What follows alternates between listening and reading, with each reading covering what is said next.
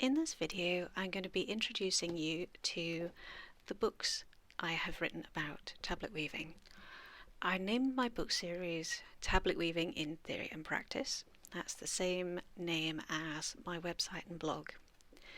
The first book I wrote, I published back in 2018, and it was called Warp Twined Angles.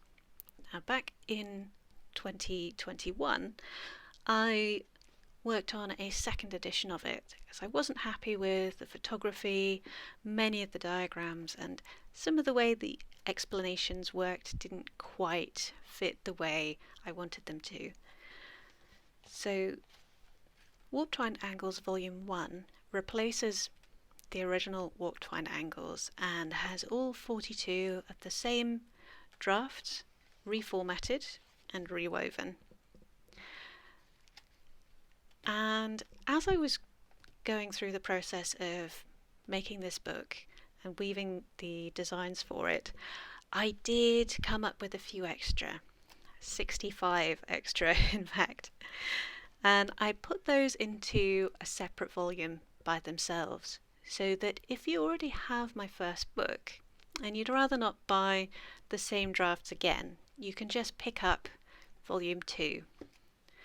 Now, for anyone who hasn't got the first one and would like to buy them all together, there's also the combined edition. And I've made sure that each of these has a different cover to make it easier to tell them apart.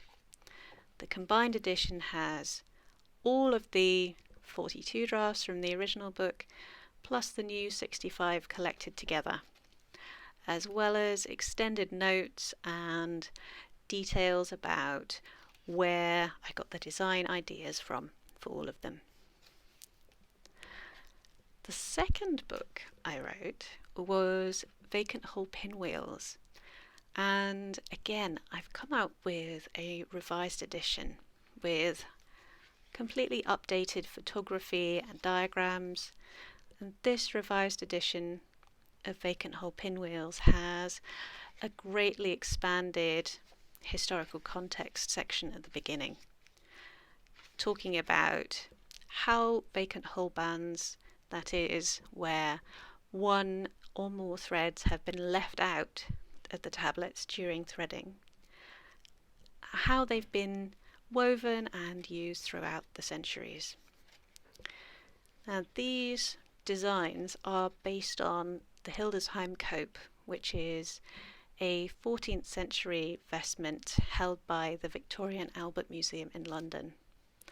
Some of these designs are taken directly from the tablet woven bands on the cope, and some are, like these ones, extrapolations, so pinwheel shapes that I made based on the designs on the cope.